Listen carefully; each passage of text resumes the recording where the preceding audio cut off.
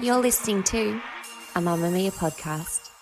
Mamma Mia acknowledges the traditional owners of land and waters that this podcast is recorded on. I'm Claire Murphy, and this is No Filter. How many times in your life have you received a piece of life-changing, world-shattering news?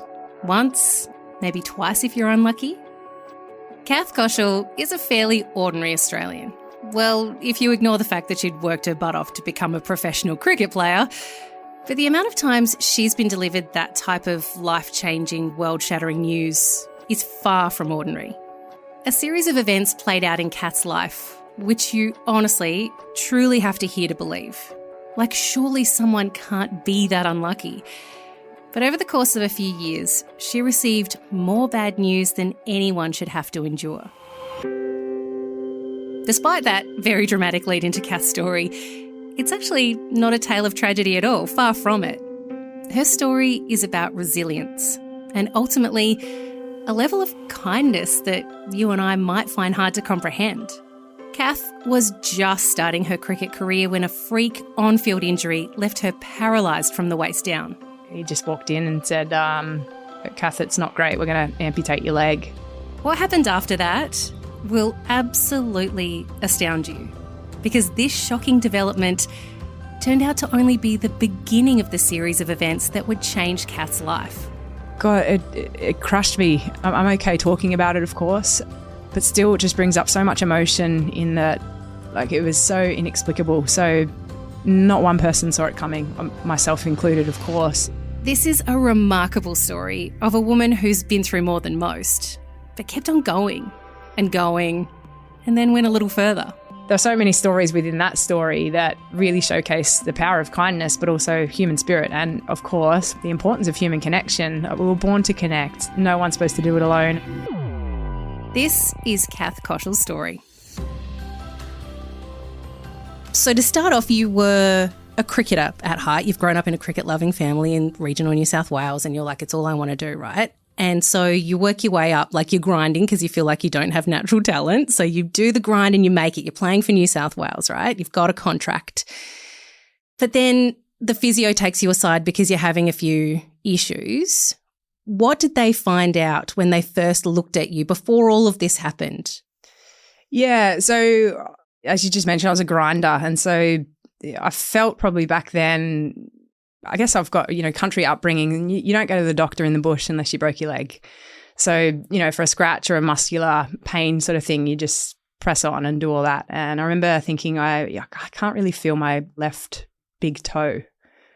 And so I thought, it's probably just, I don't know, shoes are too tight, something like that, sure it'll go away. And then I started experiencing some sciatic pain through my left glute. So I thought I'll check it out with the physio. And I remember her, Kate, being very surprised to see me. Kath, you've got a slot. What's going on? And I said, I can't really feel my left toe, my big toe. And she said, that's a bit curious. And sporting environments, to paint a picture, there's no privacy. So, you get naked, you do all that kind of stuff when you're changing. And, that's just what comes with the territory of elite sport. And so in the physio room was like, say, 10 other teammates. And they're like, what do you mean you can't feel your toe? And I was like, I just can't. I can't feel my toe. And she said, have you got any other symptoms? I said, my left glute, my left buttock, just sort of feels like it's pinching or something. It's quite just a bit of discomfort. And she said, okay. And I think that's when her mind started to tick over because, she knows more about the body than I do, and started exploring a few more things, did a few tests. I was on my tummy and she was doing some stuff. And she said to me, mate, no training tonight. Go and sit on the bike. So no bowling, no batting. Just go down into the gym, gentle bike. And I said, okay. And I was like, I wonder why she said that. And about half an hour later, she come down and I could see her and she said, hey, first thing tomorrow, you got a scan up at PRP, which is just literally 100 metres away from the SCG. So went and had this scan. And because of my job at that time, I worked part-time in the cricket environment as well. I knew the PRP guys. His name was Trader. That was his nickname. And so I would always take other athletes in there to get scanned. I said, hey, Trader. And he's like, who you got? And I said, no, it's me this time. And he said, what are you having scanned? I said, MRI back. And he said, what's going on? So I told him. He's like, okay. So I had the scan and I could just see the look on his face as I come out. And I said, is it serious? And he said, oh, mate, I'm not allowed to say. And I was like, oh. So immediately you're like, hang on. Because I knew the guy, I think I was like, am I overthinking this? Maybe I'm not. So immediately got the scans, took him down to the doc and he said, mate, this is not real great. You've got a prolapsed disc, but it's compressing on a nerve, and sort of showed me on the scans and explained it all to me and all that kind of stuff. But I was in the form of my life. I'd never been hitting the ball that well. I was a batter. And he sort of said to me, I had this tournament coming up and then I had, selection, all that kind of stuff. And he said, look, it's 50-50, your choice. Like, I want you to know the risks associated with playing with an injury like this. But essentially, I can't rule you out, but I don't really want to rule you in, your choice, but understand this. So you get 4 games in, you're still nursing this back issue and you're out on the field, wrong turn. What happens? The disc that I sort of mentioned that was prolapsed, it come out so quickly and it never happens to people. So I guess this wasn't really a risk that we'd identified could happen for me. It come out so quickly that the 2 vertebrae just went crunch onto each other. And this is going to sound like a weird question, but did you hear it? Because I've broken a few things skeletally in my time. And the thing that stands out for me is when I broke my cruciate ligament, for example, I heard it go. Oh, wow. Could you hear that and feel that in your body? Because it's sometimes bones crunching and cracking, like it's loud and you can hear it. No, I don't remember a lot about this part. Like, I definitely didn't hear anything, I guess, in the back where, if it was a fractured leg, maybe you might, or something like that. And like you said, cruciate ligament. But no, I don't remember hearing it. I remember it took my breath away, the pain. So I remember, you sort of twist and then suddenly it goes. And then I just remember the pain that I felt, it took my breath away, like I couldn't breathe. So I was like, what has just happened? It honestly felt like I've never been shot, so I can't really get, I felt like I've been shot. But did you just drop to the ground? Yeah. Yeah. Fell to the ground and then obviously just couldn't feel anything below my waist. And when that set in, I was like, oh God, like I think this is my back. Did you really say, oh God? Because there's some words I probably would have said in the moment. Yeah, big words. I think it was, arc. But I don't remember what would have come out of my mouth. I think it was a lot of groaning and uncertainty, sort of like rolling around in your head. You're like, I can't feel my legs. I'm in so much pain. What has just happened to me? I knew deep down it was back for sure, not just because of the, no feeling in my legs, but also because, in the lower spine areas where I was experiencing the pain. And I just remember the breaths were so hard to get in. And I don't know if it was my body was in shock or if it was because I don't know why, like I couldn't tell you really. It was emotionally like I was trying to conceptualize what was going on or if it was something going on bigger, like physiologically.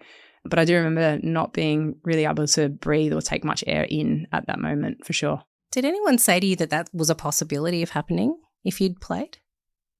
What, breaking my back? Yeah, so when you were going through the discussions with the team medical staff, did they say to you, look, there is a possibility that, you could turn around to catch a ball and fall to the ground without being able to feel your legs anymore?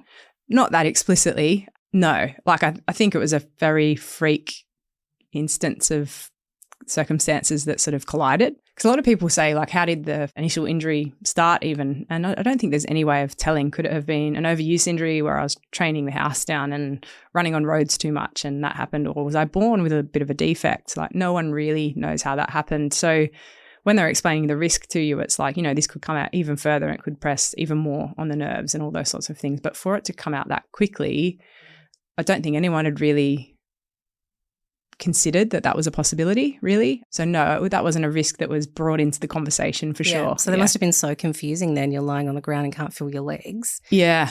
Like, what happens from there? Like someone comes and takes you away and takes you to hospital and then you just lay there and wonder what's going on while people buzz around you in a hospital room? Yeah, and again, that's all a bit of a blur, like sort of getting to the hospital and all that kind of stuff because, again, you're just in so much pain and then, as soon as you get the medical attention that you do, the drugs are administered because they want to reduce pain so that you can actually talk and answer questions and all that kind of stuff. So off to hospital, had, the first of a couple of unsuccessful surgeries. I think they scanned up immediately and then sort of went, look, it's not great. So had some shaves and all that kind of stuff. They're called like microdiscectomies, which is a very conservative for the injury that I had, but they're also like, we want to go conservative to start with and then see if we can get there and fix the problem before going bigger. So you had a whole bunch of these kinds of surgeries, right, to start with. What's it like to wake up sort of after each one to know that it hasn't worked? Because like the first time you'd be like, oh, that's shit, right? But then the second time and the third time and the fourth time, like how do you wake up from each of those in, consecutive surgeries knowing they've all been unsuccessful? I'd like to say a really deep answer, but because I was so medicated, I just was a clown. I thought everything was really funny. And so they'd come out, and I remember I had this tattoo. It was Chinese scripture that ran down my spine, and they kept cutting into it. And I was in, like, they call it a log roll position. So you can either be flat on your back or you're in this side position and you have to log roll to get there. It's like a medical thing you do with backs. And I said to my brother, "Oh, can you take a photo of my scar?" And he said, yeah, sure. So he takes a photo of this scar and he shows me, and I go, "Oh, wow, look, it's different." And he's like, "What's different?" I said, "The letters." And he said, "Yeah." And I said, "It says Konnichiwa," like that. The whole room just like erupts into laughter. But it's probably more the moments, you know, when you start to come then too, and the drugs start to wear off, anesthesia and things like that, that then you go, "Oh, what happened?" And they're like, "Oh, still no telling yet, because we need to wait a little bit more for your legs to wake up and stuff." And it was probably the days after that, and you go, "Hasn't really worked. So we're going to have to go again, have to scan up, redo the process," all that kind of stuff. And it was probably only after the second that I really started to lose hope, and it started to set in that, you know, this is a big deal. And not only is this dream just vanished in front of my eyes of playing cricket, but it's, you know, this is serious stuff. It's life in a wheelchair. It's not that there's anything wrong with disabilities. I live with one now, but I was going to have to figure out a way to live with this new change in my life. And that's when the reality started to set in. You've done your back, you're in rehab, but you're placed in a geriatric ward. So there's no beds available for you in a section that you're supposed to go to. And I imagine that would have been a little bit confronting to start with, but it ended up being quite an amazing experience for you. It was. And in that sense, I think that's why life can be so amazing. It was so daunting. I rehab was so tough for me. It's such a tricky environment in that, you know, you've been in hospital and you're not in hospital if you're thriving. Same for rehab, but it's sort of like a step down in terms of the environment and the support that you get and all that kind of stuff. So does rehab look like hospital? Like, yeah. Are you basically just in that sanitized environment? Everything's white, everything's kind of plastic. There's nothing kind of comforting about it? Yeah, it depends on the rehab. So, you know, you got the trays and stuff like that, the meal trays that you can put over your bed and all those sorts of things. So there's some similarities, but it's not as sanitized probably as a hospital. And it's very much, you're there as an independent person who needs assistance. So you're not well enough to go home, but you're not sick enough to be in hospital. So there's clearly some issues or problems that you need to resolve within your body or whatever it is that you're in rehab for, that you just need a little bit of extra help. So it could be help with showering or getting changed still. For me, it was, you know, walking and things like that. So I'd never heard of rehab for a lengthy period. Probably the idea of rehab that I had in my head is, you know, the American movies that you see, and it's probably more about drug and alcohol rehab or psychological support and things like that. But you never really see much of a depiction of physical rehabs. You see hospital settings and things like that. And I felt like I sort of was just, you know, the special ambulance things that come and pick you up. So it's a patient transport vehicle. They were running late and it was a bit of a kerfuffle. It was a bit of a nightmare actually to get from hospital to rehab. And so that was a bit of a nightmare. And then I got there quite late. I missed induction. So it was just not a smooth process to get there. And it was just very daunting. And honestly, if I hadn't been in the geriatric ward, I don't know what would have happened, but I don't think I would have coped as well emotionally if I hadn't been surrounded by like a woman who I called Daisy, who was my first friend from rehab. And she was just so wonderful. And I felt like that was actually the perfect setting for me, or start to me for rehab, was being in the wrong ward, which was around, I always loved old people. I find them so interesting, but I didn't know that they would teach me as much as they did, certainly in that first week. So, I was there for the first week, and then I made a habit of just visiting them most days, even when I was in the neuro ward where I was supposed to be after that, or where I was after that. So, yeah, to sit down with them and let them give me their perspective on life and struggle and adversity and all those sorts of things was honestly one of the best gifts I've received as an adult, because, like I mentioned, I was very one-dimensional prior to that with cricket. There I am in a very new environment, and I got these people, like there was an 85-year-old war veteran who I remember just sitting there in shock. Like, he come over, a friend had come to visit, and he had a pretty thick accent. He was from Poland. And he had, the arm tattoo from Auschwitz. And he was honestly this jovial, happy man. Like, he would walk around singing and dancing and whistling and all that kind of stuff. And then he come and sat with us one day, and I learnt that he'd been a prisoner of war. And I was like, how do I learn from this man? Like, I am just through watching and viewing and listening. but what can I take from him? And not in a selfish way, but in a way that I just want to learn so much from this person who seems to be the happiest man I've ever met, yet has endured the most horrific things that life could show someone. And the oldies, they really gave me the backbone that I needed in rehab to get through it. Now, we talked about how you've had unsuccessful surgeries, but you did have a bit of a groundbreaking surgery where they've, infused you with titanium. You're essentially, I don't know, the Terminator now spinally at this point, right? And so you've gone through all of this and then you get to a point where it's okay for you to go home for a bit, right? So you need to recover on your own time, figure yourself out. And then this part of the story is ridiculous, I just have to say, right? Because you wake up one morning, your leg is blue, you can no longer use it. It is essentially like just a lump of flesh attached to you at this point. And instead of calling an ambulance, which is what every other human on the planet would probably do at this point, you decide to crawl to your car and drive yourself to seek medical attention. What is going on here? Why could you not reach out for help in that moment? I mean, if you're ever going to ask for help, your leg no longer functioning is probably a good time for that. Yeah, and I'm glad that I've grown as a person, but happy to admit, and I'm absolutely not proud of it, that I am probably the most stubborn creature on the planet. And back then, fiercely independent as well. I think that comes from being the only girl, 3 older brothers.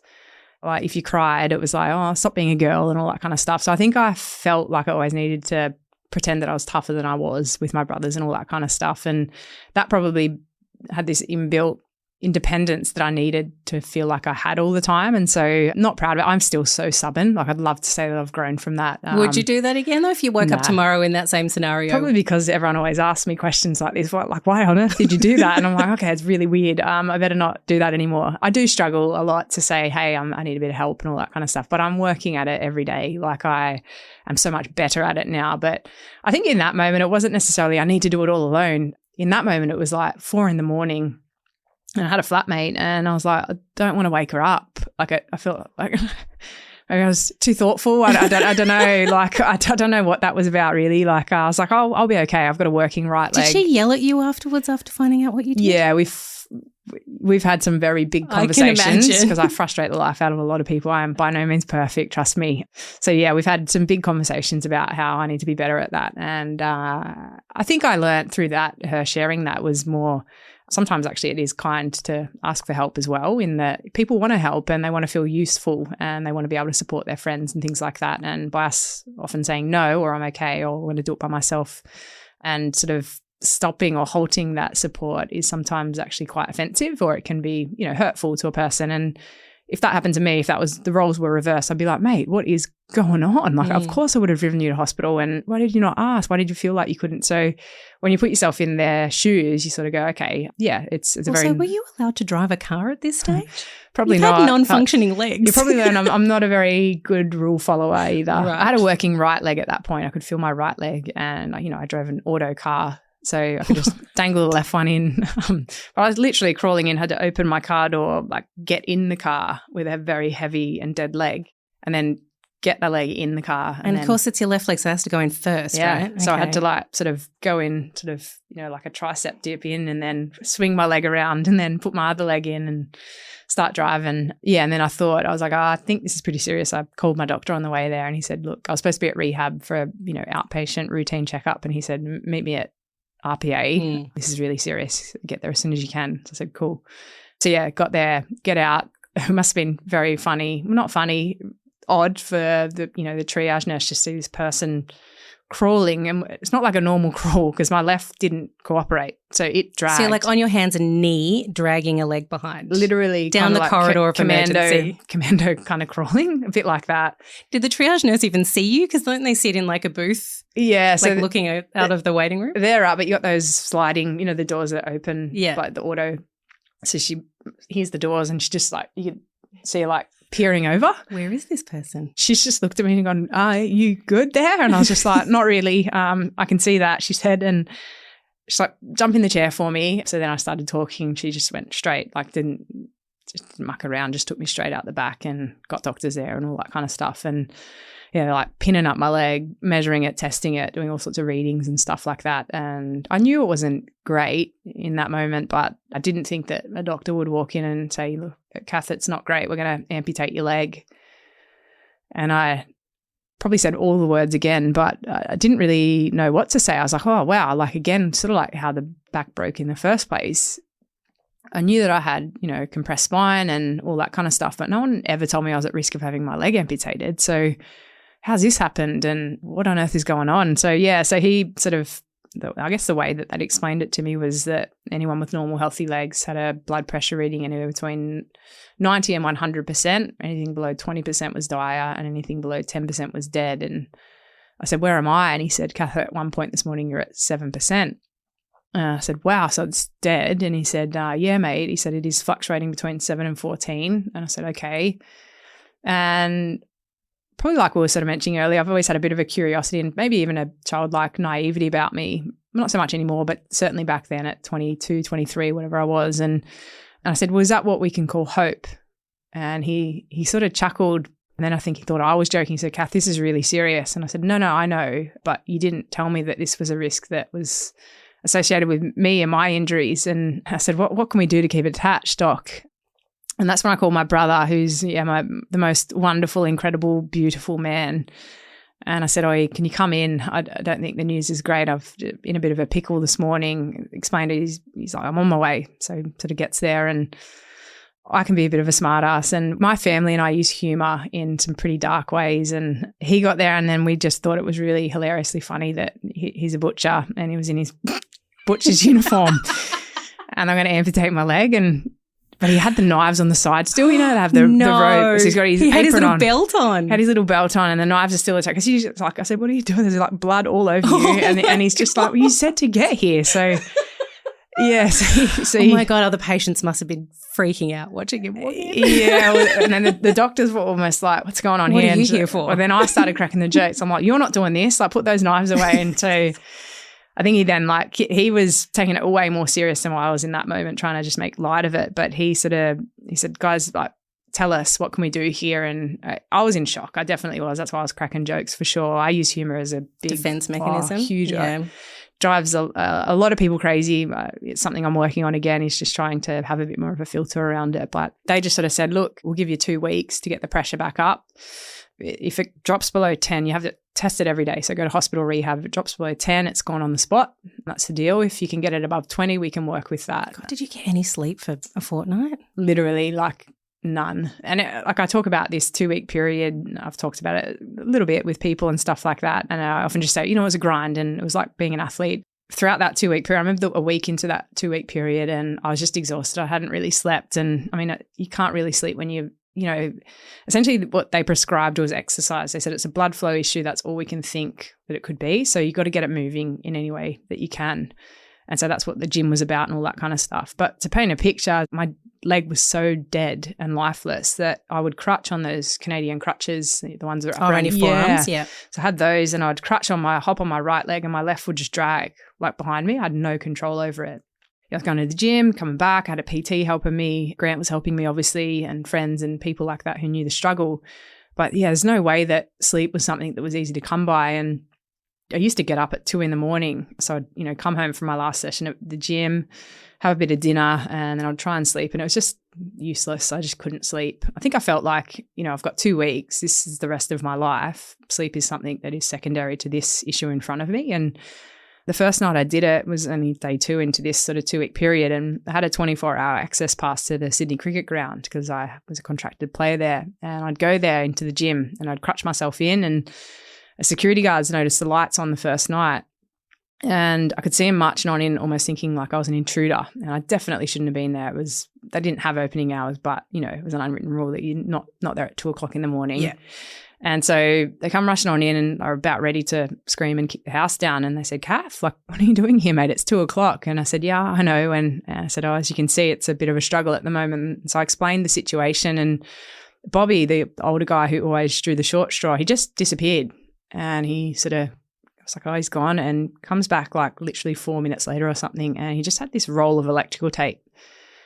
And I was like, what's he doing there? And he said, look, Kath, I don't know, mate. This is just an idea. What if I strap your leg into the spin bright, help you get in it? I'll strap your leg in and then I've got to go back just to make sure I'm doing my job and I'll come back in 45 minutes. How about that? And I can unstrap you and put you into the next machine. And these moments of kindness that kept showing up for me, my brother, Bobby, all those people, and I guess me understanding the power of kindness and what that can do for a person. Because I remember thinking to myself in that moment with Bobby, he's not a medical expert or a professional or anything like that. He's just a man who cares, and he cared enough to help me. And I had experienced so many moments like that throughout my journey and story. And that's really what inspired this movement of kindness now, and the book and the journey that I actually went on that I've written about. It was just understanding that the great responsibility that we all have as individuals, like regardless of who we're meeting, their socioeconomic status, whoever it is, it could be the person that you're walking by on the street or the person that makes you coffee.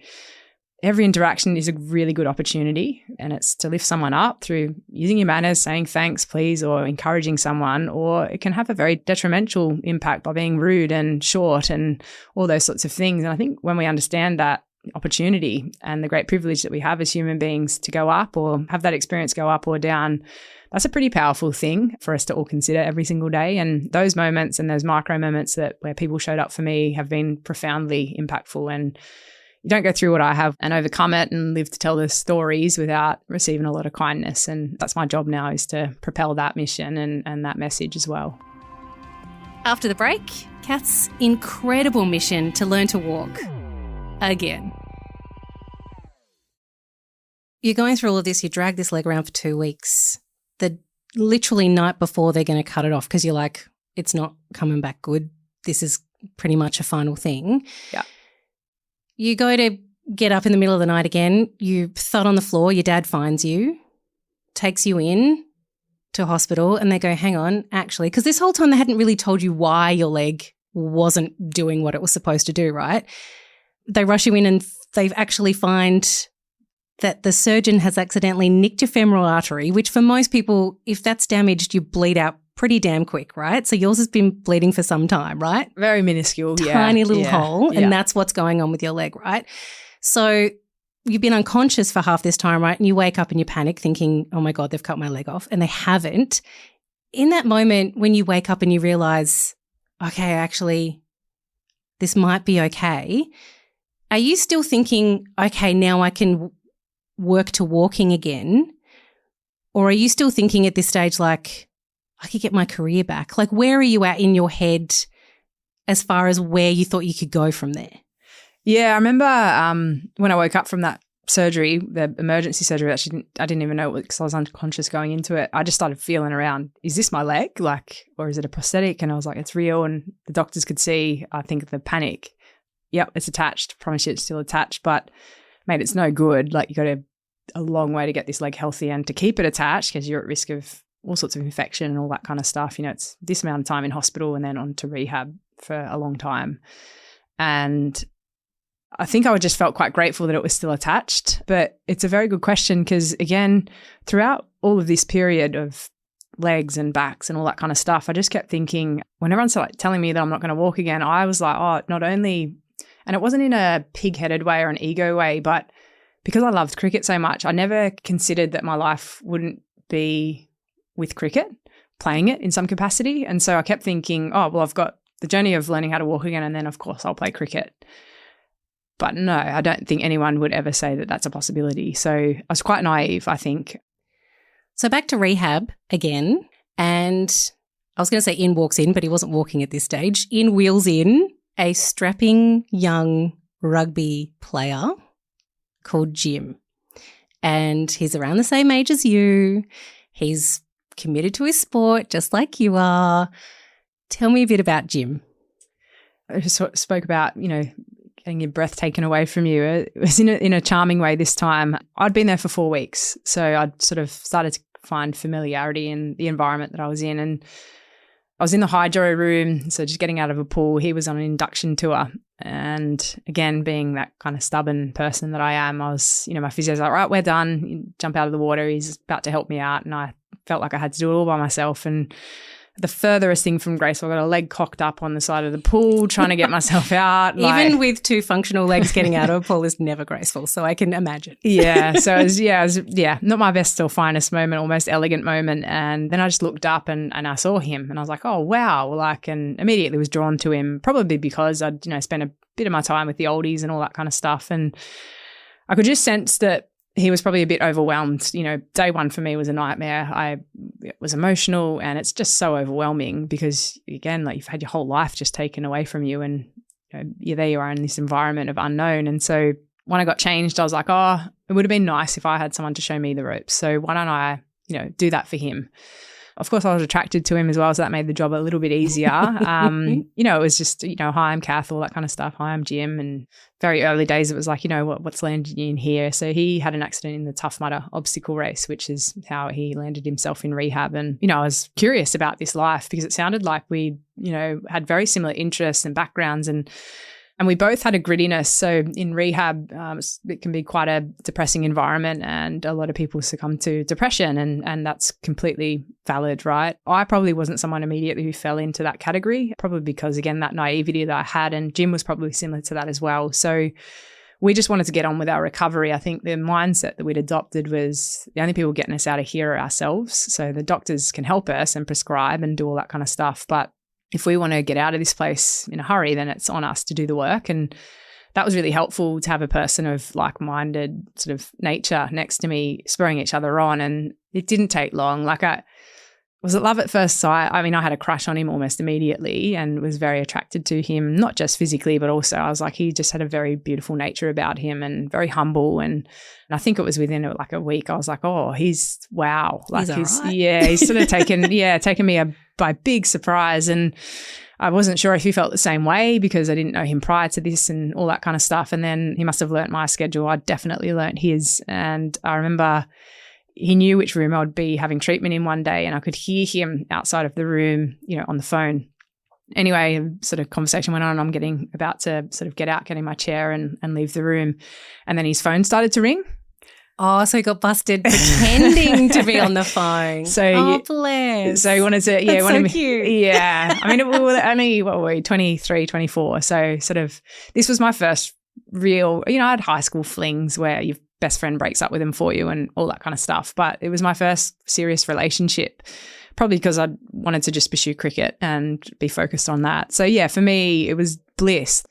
So I think after that, we had conversations and I was like, I really like you and all that kind of stuff. And he's like, well, same. And you sort of turbocharge a relationship in rehab because you're basically living together, right? Yeah, but how do you actually have a relationship in rehab? Like, it's not like you're going out for dinner. Like, how do you even have a relationship in rehab? Yeah, I mean, well, it's just different kind of love. Like I always say, we're like normal young kids in love. Instead of long walks on the beach, we did wheelchair races in the corridor and things like that. So Sundays, for the most part, you could get a leave, but you could get a leave pass on any day. So in rehab, it's not, you have to have like a guardian or a person responsible to sign you out, for example. But on Sundays, there's a lot less going on in rehab. You're not doing exercises. You can do top-ups and stuff like that. But really, there's no real need for you to be there. You're just sitting there quite bored. So Jim and I would often, get someone to sign us out or whatever, go to a cafe, nothing adventurous, but more so when you're being confined to rehab for a week, even just going to a cafe is bliss. So we actually had one of those Sydney coffee guides at the time. I love coffee and I think I got it for my birthday the year prior. And so we'd pick little locations to go and try out the coffee and we'd rate them. So I've got the book still and it's got my rating and Jim's and the actual rating from the coffee guide. And so that was probably our favorite thing to do. And yeah, we just made the experience our own, but it's sort of almost like, our rooms weren't too far from each other. We always got caught in the wrong room, which, we're adults, but it just felt so naughty. It's not like school camp, right? You get told off. Yeah, it felt so naughty though, like, because every time it would happen, like a nurse would burst in and we were like, it wasn't like we were like caught in the act, but we were, doing things. Yeah. And then they'd burst in and it'd be like, you'd fix up your clothes or do whatever you need to do. And you felt so naughty. But I'm like, well, we're 24 years old. Like, we're allowed to do this. It's just so weird. To be here. Yeah. Exactly. So you'd get the sly sort of smile off staff, like when they'd see you and even patients. And they're like, we know what you've been up to. Yeah, all of that kind of stuff. So it's just different. It's just like making your environment your own, really. But it's definitely turbocharged. It happens a lot quicker. You fall in love. I certainly did anyway. I remember 3 months into our relationship, having a coffee one morning, and I remember just going to myself, wow, this feeling of love is incredible, because it's my first relationship, but also going, I'm actually quite grateful I broke my back, because the thing that I'd always, put every effort into was cricket and all that kind of stuff. And I get that. And that was part of my identity. But I was like, wow, if I didn't break my back, I wouldn't have met this person who genuinely meant everything to me, and the love that we were building and the life that we'd been planning together to get us through rehab. So God, it was tough. Like, even when I had Jim, like, I felt like the luckiest person in the world. And I've got this buddy as well in rehab. So it's like my best friend, my partner, the person I love. But rehab's tough, especially when your body's not doing what you're telling it to and all that kind of stuff. And there's no denying that both of us found that incredibly challenging and frustrating, to have been able to use your body in an athletic way like we had, and to then have that taken away from you and your body won't do what you want it to and all that kind of stuff was... I imagine frustrations are pretty damn high. Yeah, it was fucked. Yeah, It was really shit. So yeah, just spurring each other on. So for us, it was like, all right, let's dangle the carrot in front of us. What does life look like when we finish this and our environment is, home? What's the life that we're going to dream together, so that we get through this and we can look back on it and be proud and know that that was just a glitch in our life, but it actually brought us together. Like, what a story to tell the grandkids, right? Absolutely. I mean, who finds love in a rehab centre? Yeah. So for us, it was 4 kids, 3 boys and a girl, just like he was an only child. So he loved the idea of brothers and having big family and all that kind of stuff. And pet turtles, we wanted dogs. We were going to set up in the Gold Coast. That's where Jim was originally from. His mum lived there still. So yeah, and I adored her. Wendy used to come down and visit and all that kind of stuff. So for us, these dreams really made that grind of rehab so much more worth it in the moment, in that, yeah, it was tough. We got through it though, and we've got this to fight for at the end of it. So yeah, a truly unique and magical time. So you get out of rehab before Jim does. So Jim's a little bit behind you as far as he got injured after you got injured, right? So he's a little bit behind. So he's still there. You go and try and kind of get back into some semblance of normal life while still dealing with your physical injuries. But you're still going to visit him, and he's making progress and everything's looking great, and you've signed a lease on a place on the Goldie and you guys are ready to go. And then it's the night before he's going to come out of rehab. What happened? I was an outpatient, so I could visit rehab 3 mornings a week, and then I went to work or home or just tried to transition into normal life. And it was actually really tough for us because, as I said, you turbocharge this start of a relationship, and then suddenly you're not around each other every day of the week, 24 hours a day, 7 days a week. Lost your support networks with inside the building, right? Yeah. So for him, as much as for me as well. So I'm there like navigating the unknown of, trying to find the house that we're going to live in and all these dreams that we'd been dreaming. It was on me to sort of find a way to make all that work, and while trying to get a part-time job and all those sorts of things as well. And I think it would have been much tougher on Jim in those moments as well, because suddenly he's got this support in this environment that is just not conducive to thriving, and then I'm just sort of gone. I can visit and do all that kind of stuff, but it's not the same, right? Not the same, and I can't speak for him, of course, but yeah, tremendously difficult, and I'll never forget it. And the day before his release from full-time care, just put the lease on the house together, and the dreams that we've been dreaming for the 12 months that we've been together were about to come true.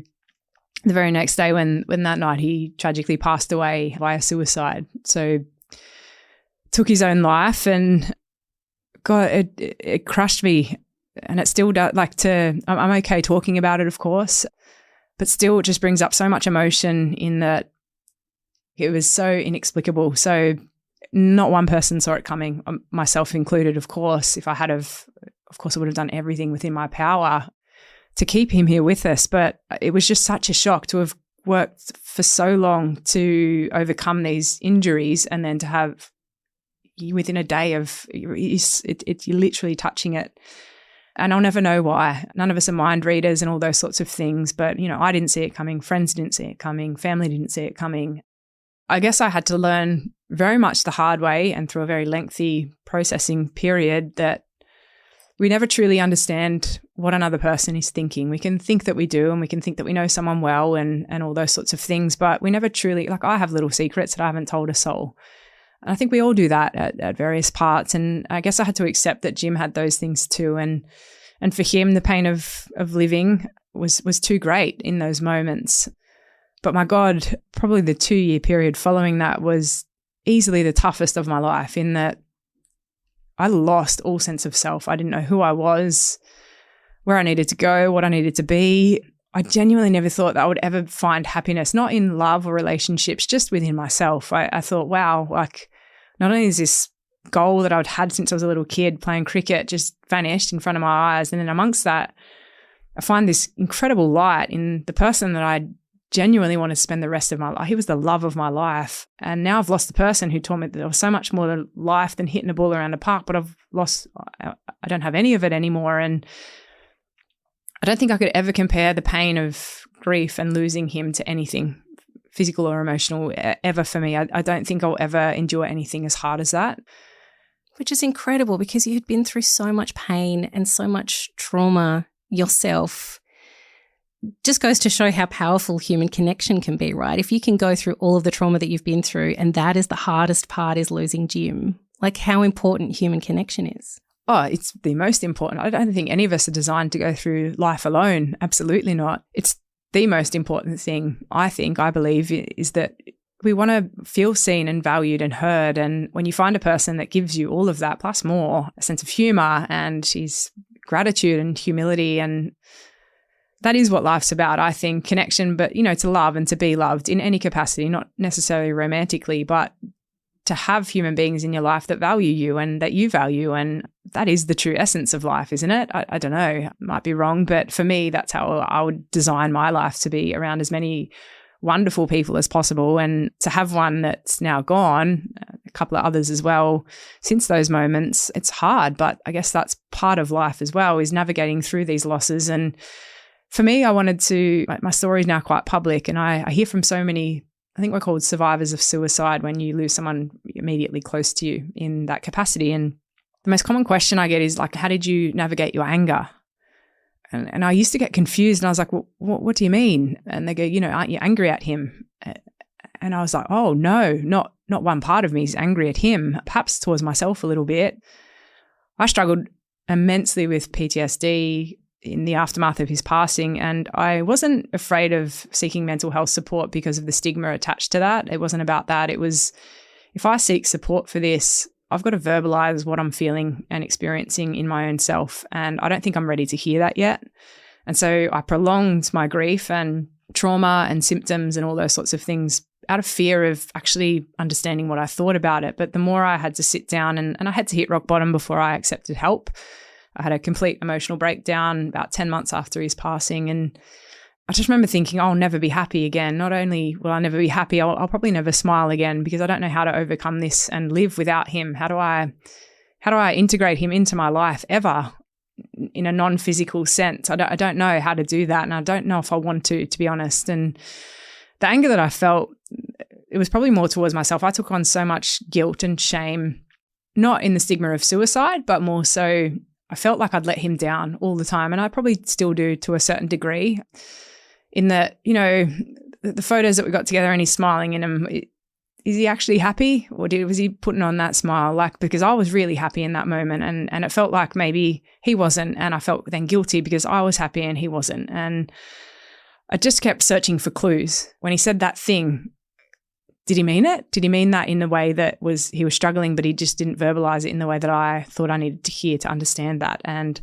I just did that for 2 years straight. I was like, oh, he meant that. And I was like, but he didn't say that. Do you know what I mean? And so you just rack your brain, and it was so difficult. And I just took on so much responsibility of his death, in that, I was the closest person to him, and I knew his struggle because I was going through it too. And I opened up to him so much I'm so tired, Jim, like, I don't want to go to this session. He's like, come on, we've got this. And he was so strong for me. And then I was like, I didn't return the favor. So I'm indebted to him, but I also didn't show up for him when he showed up for me all the time. And what does that make of me? Like, that's a lot to take on board for one person. It was so much. And I think that's what led to, this complete emotional breakdown where I just lost all sense of self. It felt like a complete out-of-body moment where I ended up back at rehab for a routine checkup, and I walked past his room and just lost it. Like, just sort of, I was not oriented to time, place. I just had all these flashbacks of him, and that was absolutely my rock bottom moment where I had to have intervention. at rock bottom, there's the beauty of being at rock bottom is, I think it was J.K. Rowling said it best, you can only go one way when you're at rock bottom. I genuinely couldn't have got any lower. And I guess I found a tiny slither of hope in that notion. And the only obvious step for me to take was to get to the Gold Coast, where we wanted to start our life together. And I spent some time with Jim's mum there for 3 weeks, just really doing a whole lot of soul searching and trying to figure out what on earth I could do, not necessarily to get myself back on track. That was too far out of reach at that moment, but more so just searching for purpose. I think I was searching for breath, to be honest. Like, I was so broken that I just felt like the Gold Coast was where I needed to connect with him again, but also his mum.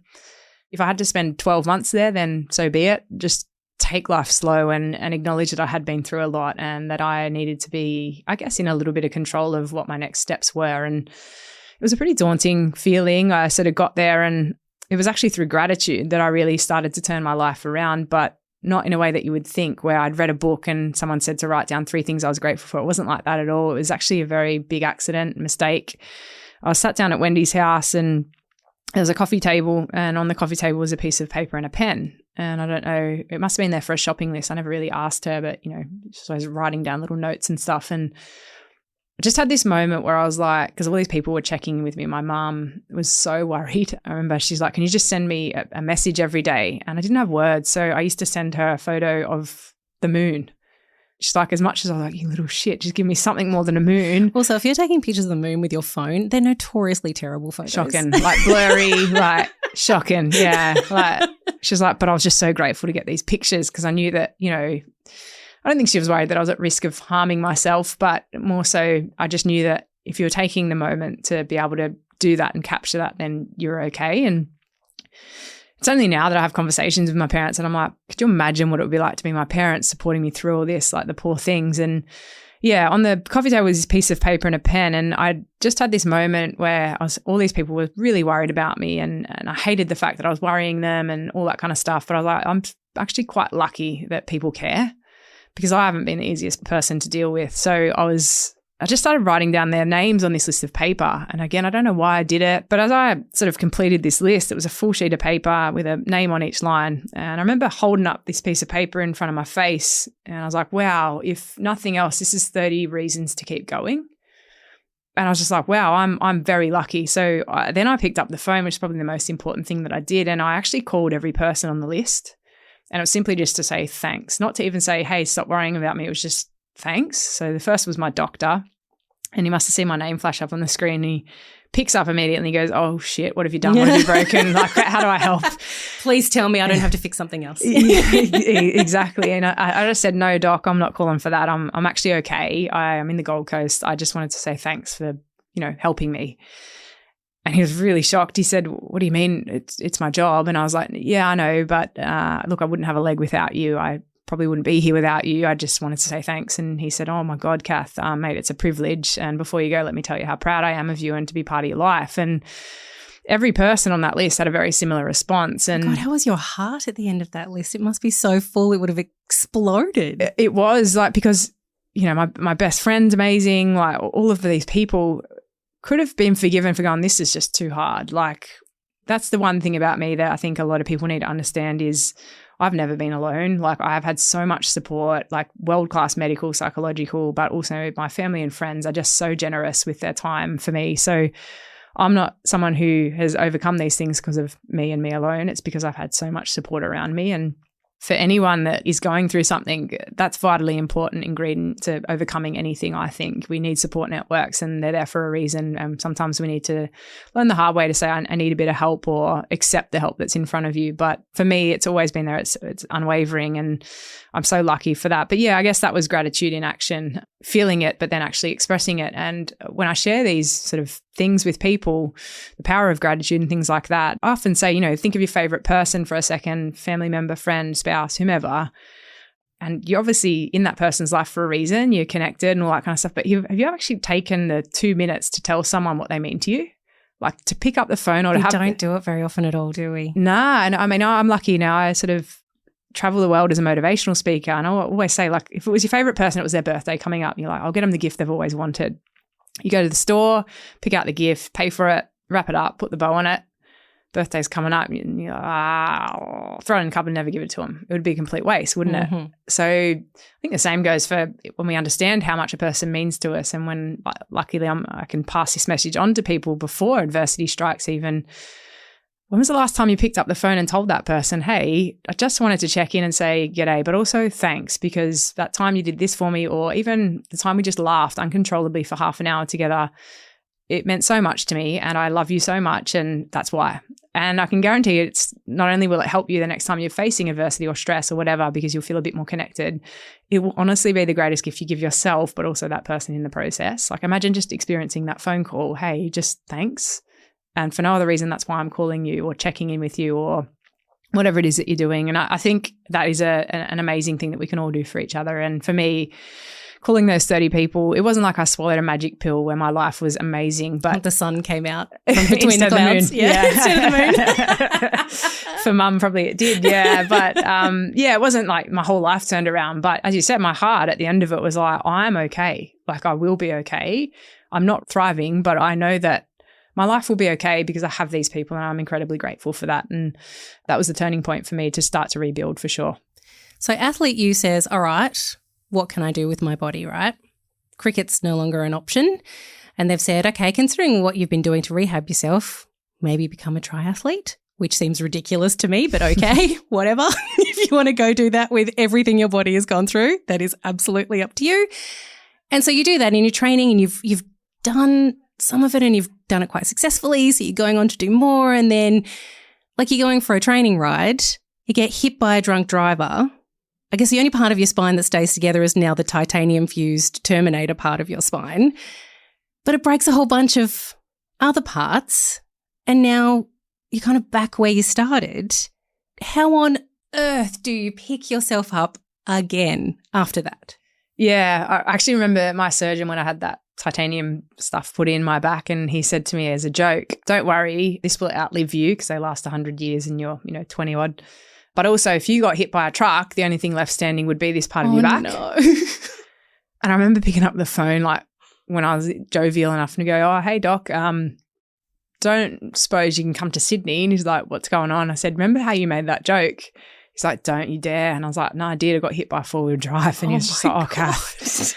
So, yeah, training for an Ironman it was. I went with my best mate, routine training ride kind of thing, nothing in the grand scheme of it, and just felt a thud on my body and, yeah, got cleaned up by a drunk driver from behind and my back broke in 4 places. I shattered my left hip, broke my right wrist, dislocated my neck and woke up to the news. I was paralyzed and told I wouldn't walk again for the second time in my life. So you just like, honestly, really? Like, is someone punking me? Like, because who gets told that once in their life, let alone as many times as you've been told? Yeah, exactly. Again, I think it's so interesting because I don't know any different. You get one life, right? I don't know what experiences you've had and how you've conceptualized. Like, adversity is so relative in that some of my bigger life hurdles haven't impacted me anywhere near as much as some of my perceived smaller ones and things like that. So I guess it depends where you're at any given moment. But it was bloody hard. Like that happens, you get this news and then I'm like in this hospital bed and I remember actually... How well do you know hospital ceilings? Very well. Yeah, I've stared at a lot of them in my time. Some are better than others. But I remember lying in this hospital bed and by this point I think like, I don't know, some news outlet had shared the first part of my story and then it was literally 4 days later I get cleaned up with this car.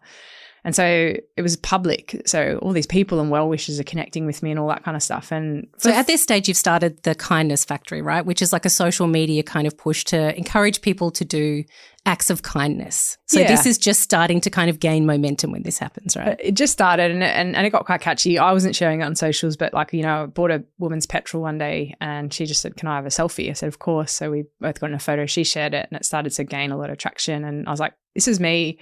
I'm giving out kindness because I've received a lot and that's sort of like a pay it forward kind of page. And there was nothing really more to it than that. It was just I wanted to give back a little bit. So yeah, it was born on that premise and then I get cleaned up by this drunk driver lying in this hospital bed and it's then that, I guess everyone recognises that I can't do the things that I'd tried to pursue in kindness and so forth. And so, but I remember everyone sort of sending me cards and flowers and like it was quite overwhelming. There was a lot of stuff going on in my ward and I felt quite bad because there's like 3 other people in my ward at this point and they're not getting anywhere near as much love and all that kind of stuff. I'm like sharing the flowers around.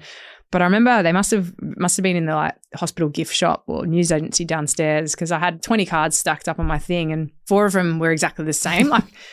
And it read something like, which just gave me the shits, and hopefully these people aren't listening, but it read something like, God gives his, I'm not religious by any stretch, but it did read something like God gives his toughest battles to his strongest soldiers. Oh, yeah, I've heard that before. I was like, oh, fuck off. Like, no, I was like, don't you dare say that to me because the battles I've had already, like, this is ridiculous. Like, so I'm not perfect. Trust me, I'm not. Like even I drove the physios crazy because, again, like I'd rebuilt all this strength in my body to be a triathlete. And then, we're doing leg raises in a bed where she's lifting my leg up. And I'm like, come on, I'm a bit beyond this. Like I know that I'm back at square one, but come on. And she had to follow, risk process and OHS and stuff like that. So it was a bit of a nightmare. So I was like, 6 weeks on the wards, onto rehab for 6 months to teach myself how to walk again when everyone told me it was impossible. And again, met some amazing characters in rehab. But I would be lying if I said that rehab was easy. It was tremendously difficult, not necessarily physically. Yeah, it was physically, but it was more the emotion and the trauma that I still had from gym and my first experience there as well. So again, I just felt so alone. While I had all this support, friends, family, people visiting me, everyone contacting me from, strangers about the kindness and stuff like that. But I just felt really alone because, the first time I had gym and he was able to propel me into doing what we were doing. And then, I didn't have that camaraderie and love and mateship in that environment again. So it felt so isolating to be doing that again. And a lot of people assumed that it would be easy for me the second time because I'd been through it. You're an old hat at this now, right? Yeah. So everyone would say, oh, you've done it once before, you can do it again. And I'm like, oh, it's wow. so easy to teach yourself to walk. Yeah. It's fine, guys. I was like, yeah, guys, I have done it once before. It was bloody hard. And so when you're doing it the first time, you're flailing in the dark. You're like, oh, whatever they're telling me I'll do. And at the end of it, you go, geez, that was hard, but I'm so glad I got through it. And the second time you're like, shit, I remember this point. It's so tricky. I don't know if I've got it in me to do it again today. But yeah, I guess thankfully I got through it and not without its challenges. I was probably way more emotionally in tune with myself and had a lot more self-awareness. And I guess the good thing, the one silver lining of enduring and as much adversity as I have is you start to understand yourself and what works for you and you get that self-awareness and acceptance of yourself to be able to then tackle into other things. And what's helpful for others might not be for you and vice versa. And so I had that understanding of myself a bit more. So I guess I was in some ways able to fast track my recovery. It was a 6-month rehab process rather than a 12-month one. And look at you learning to walk in half the time. Aren't you special? 5 stars. Yeah. I got the try hard badge. Yeah. So you've got all these messages coming through. 6 months later, the kindness factor is kind of gaining some momentum. You've got a website, it's all up and going. And then I feel for your long-suffering mother at this point because not only did you not do ballet and break your back and go through lots of awful, terrible things twice, you then decide to embark on a 2-month adventure where you rely on nothing but the kindness of strangers. And by that, I mean you went out into the world and got picked up by strange people that had only just sent you a message or an email who then would take you somewhere else and you would spend nights at strange people's houses. But what did you learn out there with strangers? So what happened was I ended up back in court to face the man that hit me with this car in court. I've never been in trouble really in a big way like that would land you in court. And my dad was a police officer for 40 years. So he was there in support. And anyway, we had this moment where the man gets handed all these charges and things like that. And we're sat down in court and it all starts to end and he just breaks down in tears in the courtroom. And I just felt for the guy because I was like, I know that he's put me in this position and it's been hard, but he didn't intentionally try and hurt me. He made a big error. I make mistakes every day. Thankfully, mine don't go on to change the course of someone's day. And so I just went over to him very gingerly. My body was still pretty banged up and I put my hand on his shoulder and I said, mate, are you okay? And he looked up and he said, no, I'm not. And I said, okay, I'm sorry. And I don't know why. I just thought. Sorry, you said sorry to the man who hit you with his car. It was just very in the moment. There's a lot of emotion going on. He'd lost his license, all that kind of stuff. And my dad's there and he knows me very well. And my dad's probably the toughest man I've ever met. Pretty funny guy too.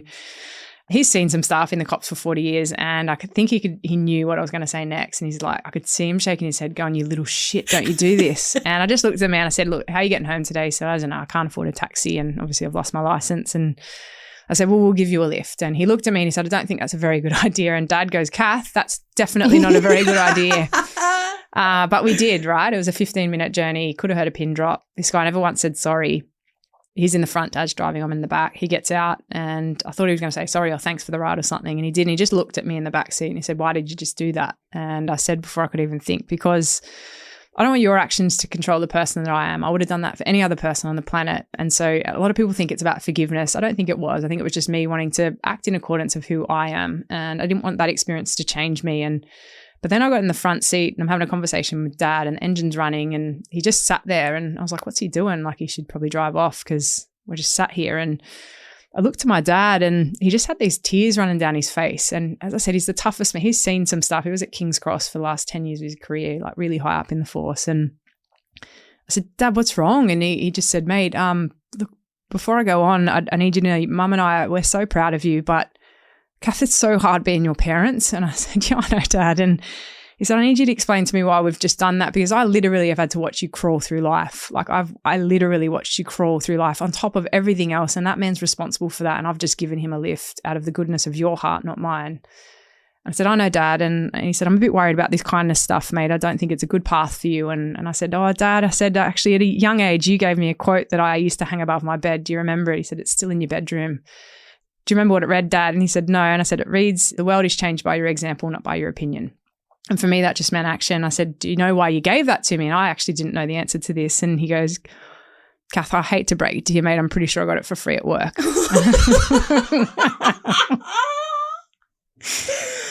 Well, it had impact anyway, even if the intention wasn't there. Yeah, exactly. So I was like, well, thanks, Dad. It's just ruined my entire life learnings. But I said, well, Dad, that resonated with me. And I'm so sick of turning on the news or going on the social media and we see hate, call it domestic violence, gun violence, war, terrorism, bullying in schools. Like it just makes no sense. And as human beings, we often tend to respond to hate with hate.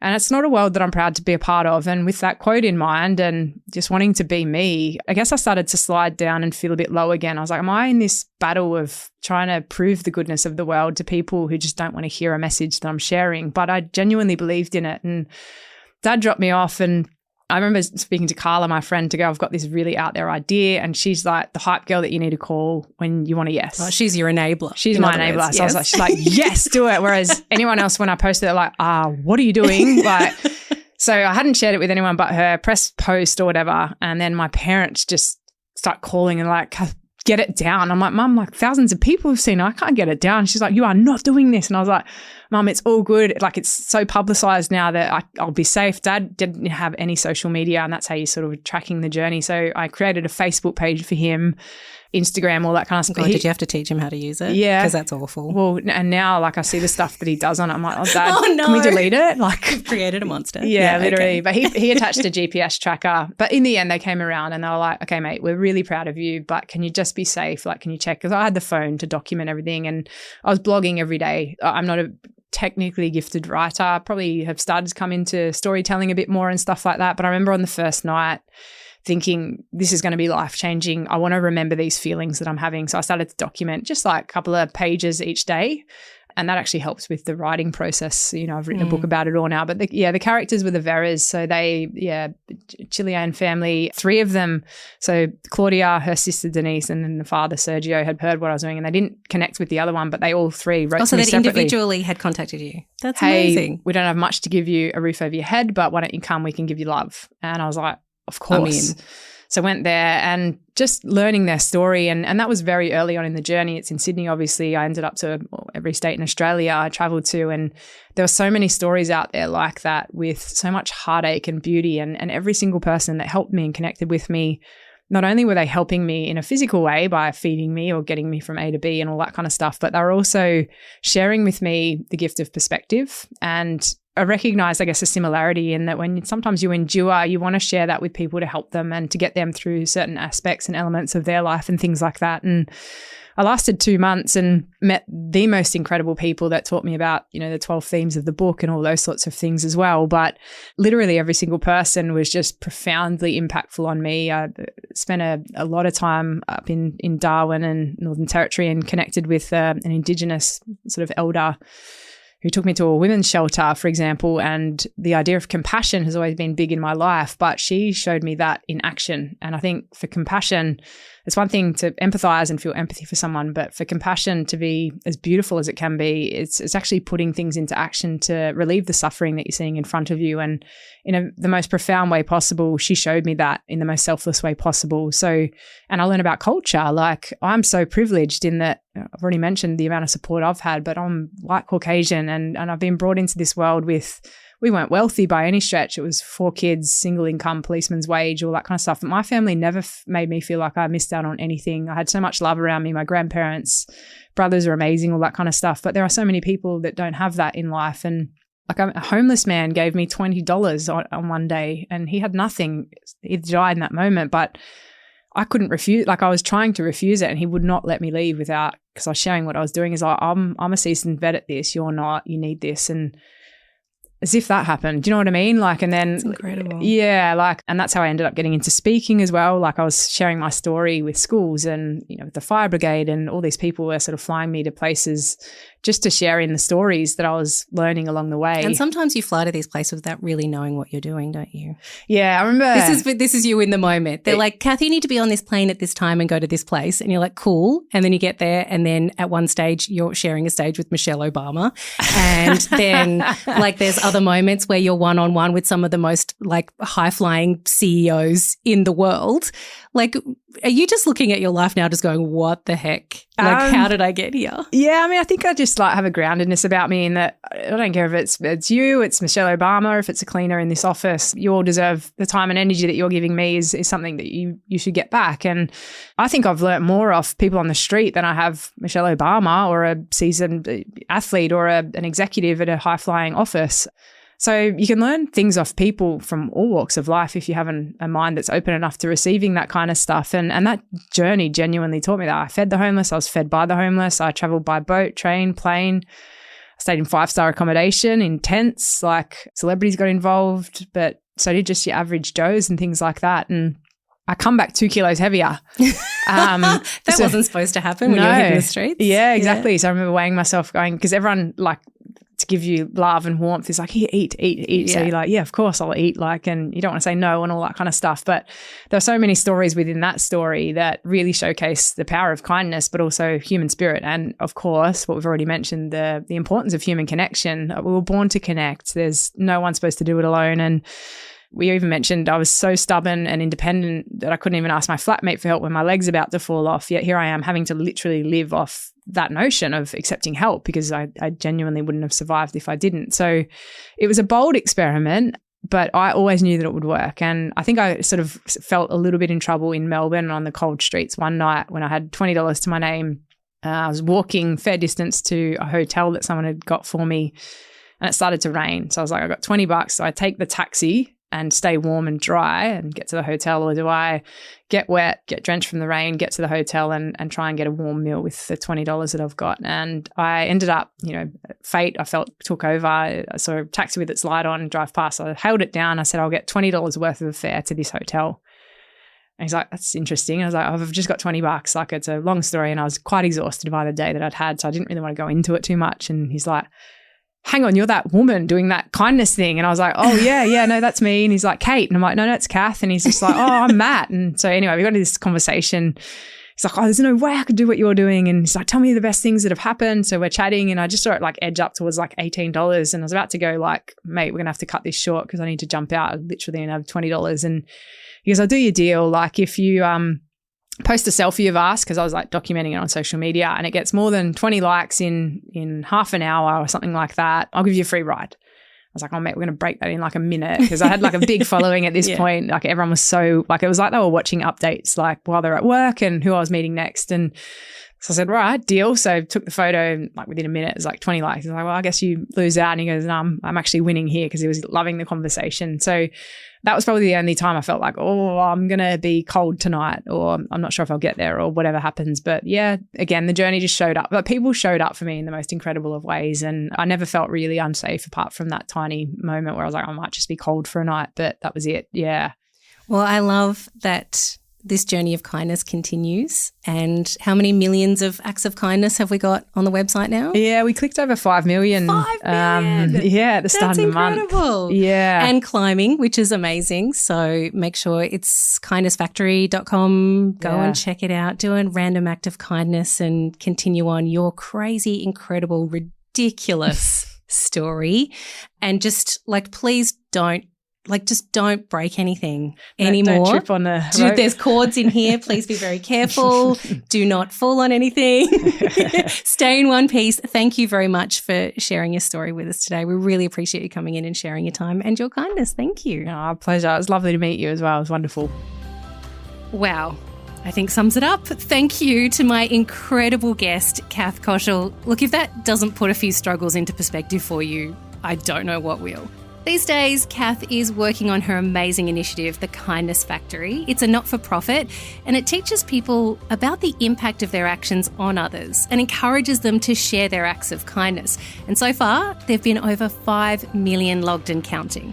You can also buy Kath's book. It's called Kindness. It's out right now and we'll pop a link to that too in our show notes. It is a very good, albeit sometimes head-shaking read. The producer of No Filter is Emmeline Peterson. Our executive producer is Eliza Ratliff with sound production by Madeline Joannou. And I'm Claire Murphy.